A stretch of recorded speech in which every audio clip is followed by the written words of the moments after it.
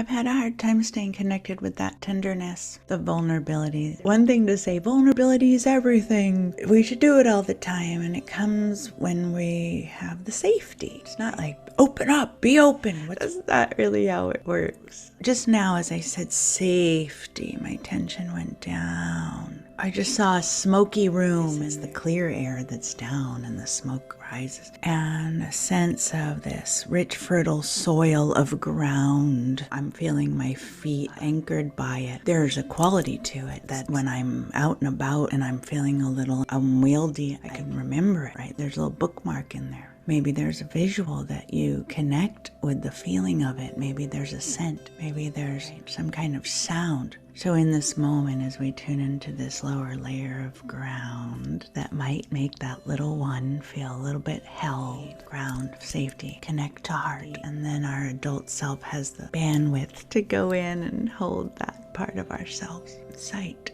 sound, scent. Hold the awareness of this so that it may be accessed in any moment, maybe all moments. For information on our trainings, which are open to everyone and offer continuing education credits to providers of all kinds, message us here or visit our courses page on the web at flowismedicine.com. And be sure to follow us on social media.